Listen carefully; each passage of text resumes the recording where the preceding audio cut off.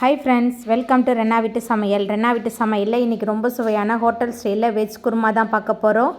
ரொம்ப சுவையாக இருக்கும். சப்பாத்தி, நான், பரோட்டாக்கெலாம் அசத்தலாக இருக்கும். எப்படி செய்கிறதுன்னு வாங்க பார்த்துடலாம். வெஜ் குருமா பண்ணுறதுக்கு ஒரு மிக்ஸி ஜாரில் 10 போல் சின்ன வெங்காயம் முழுசாக தோல் உரித்து வச்சுருக்கேன். சின்ன வெங்காயம் சேர்த்துக்கலாம். அதுக்கப்புறமா நறுக்கி வச்சுருக்கிற 2 தக்காளி பழம், அரை மூடி தேங்காய், அது கூடவே 1 டேபிள் ஸ்பூன் அளவுக்கு சோம்பு சேர்த்து நல்லா விழுதாக அரைச்சி எடுத்துகிட்டு வந்துடலாம். வெஜிடபிள் குருமா பண்ணுறதுக்கு 4 டேபிள் ஸ்பூன் அளவுக்கு எண்ணெய் சேர்த்துக்கலாம். எண்ணெய் சூடாகி வரட்டும். எண்ணெய் சூடாகி வந்துட்டு இதில் பட்டை, கிராம்பு, ஏலக்காய், அதுக்கப்புறமா கல்பாசிலாம் சேர்த்துக்கலாம். பட்டை, கிராம்பு, ஏலக்காய் நல்லா பொரிய ஆரம்பிச்சிருச்சு. பொடியாக நறுக்கி வச்சுருக்கிற 10 சின்ன வெங்காயம் சேர்த்துக்கலாம். வெங்காயம் சேர்த்துட்டு நல்லா கலந்து விட்டு வதக்கி விட்டுடலாம். நம்ம சேர்த்து சின்ன வெங்காயம் நல்லா வதங்கி வந்துருச்சு. அதுக்கப்புறமா இதில் கொஞ்சமாக கருவேப்பிலை சேர்த்துக்கலாம். கூடவே 1 டேபிள் ஸ்பூன் அளவுக்கு இஞ்சி பூண்டு விழுது சேர்த்துடலாம். இஞ்சி பூண்டோட பச்சை வாசனை போகிற அளவுக்கு நல்லா கலந்து விட்டு வதக்கி விட்டுடலாம்.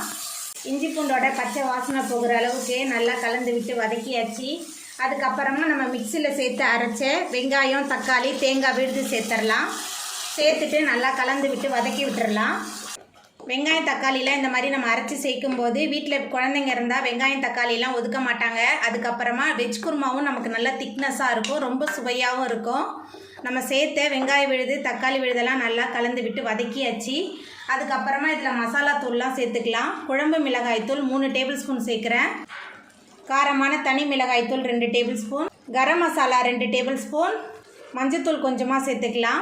மசாலா தூள்லாம் சேர்த்துட்டு நல்லா கலந்து விட்டு வதக்கி விட்டுடலாம். மசாலா தூள்லாம் சேர்த்துட்டு நல்லா கலந்து விட்டு வதக்கியாச்சு. அதுக்கப்புறமா இதில் நம்ம நறுக்கி வச்சுருக்கிற காயெல்லாம் சேர்த்துக்கலாம். இன்றைக்கி நான் கேரட், பீன்ஸ், அதுக்கப்புறமா உருளைக்கிழங்கு சேர்க்குறேன். இந்த காய் தான் சேர்க்கணும் இல்லை, நூட்கோல், முட்டைக்கோஸ்லாம் சேர்த்தா ரொம்ப சுவையாக இருக்கும். அதுக்கப்புறம் காலிஃப்ளவரும் சேர்க்கலாம். நம்ம காயெல்லாம் சேர்த்தாச்சு. அதுக்கப்புறமா இதில் முதல் நாள் இரவே ஊற வச்சு வேக வச்சுருக்கிற பச்சை பட்டாணி சேர்த்துக்கலாம். பச்சை பட்டாணி வேக வைக்கும் போதே நான் உப்பு சேர்த்து தான் வேக வச்சுருக்கேன். அதுக்கப்புறமா இது கேரட் பீன்ஸுக்கு தேவையான அளவுக்கு உப்பு மட்டும்தான் சேர்க்குறேன். இப்போ காய், மசாலா எல்லாத்தையும் சேர்த்துட்டு நல்லா கலந்து விட்டுறலாம். மசாலா தூள், காயெல்லாம் சேர்த்துட்டு நல்லா கலந்து விட்டாச்சு. நான் தண்ணி எதுவுமே சேர்க்கல. இந்த பச்சை பட்டாணி வேக வச்ச தண்ணியோடையே தான் நான் சேர்த்துருந்தேன் பச்சை பட்டாணி. அதுக்கப்புறமா இப்போ தான் நான் தண்ணி சேர்க்க போகிறேன். மிக்சியை கழுவி அந்த தண்ணி சேர்த்துருக்கேன். தண்ணி சேர்த்துட்டு நல்லா கலந்து விட்டுறலாம்.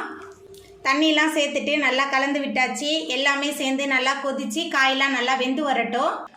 வெஜ் குருமா நல்லா கொதித்து வெந்து வந்துருச்சு. சுற்றிலும் எண்ணெயும் பிரிஞ்சு வந்துருச்சு பாருங்கள். அதுக்கப்புறமா இதில் கொஞ்சமாக தயிர் சேர்த்துக்கலாம். தயிர் சேர்க்கும் போது வெஜ் குருமா ரொம்ப திக்காகவும் இருக்கும், சுவையாகவும் இருக்கும். ஹோட்டலெல்லாம் கிடைக்கிற மாதிரி நல்ல க்ரீமியாகவும் இருக்கும். நீங்கள் ட்ரை பண்ணி பாருங்கள். இது எனக்கு என்னோடய ஃப்ரெண்டு ஒருத்தவங்க சொன்னாங்க. நான் இந்த முறையில் ஏற்கனவே ட்ரை பண்ணியிருக்கேன். ரொம்ப சூப்பராக வந்திருக்கு. தயிர் சேர்த்துட்டு நல்லா கலந்து விட்டுறலாம். தயிர் சேர்த்து வெஜ் குருமா நல்லா கொதிக்க ஆரம்பிச்சிருச்சு. அதுக்கப்புறமா இதில் மேலால் கொஞ்சம் மல்லித்தலை தூவிடலாம்.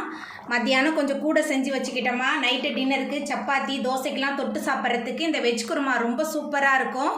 கொத்தமல்லி தலை தூவிட்டு நல்லா கலந்து விட்டுட்டு நம்ம அடுப்பு ஆஃப் பண்ணிடலாம். ரொம்ப சுவையான வெஜ் குருமா அசத்தலாக ரெடி ஆகிட்டு.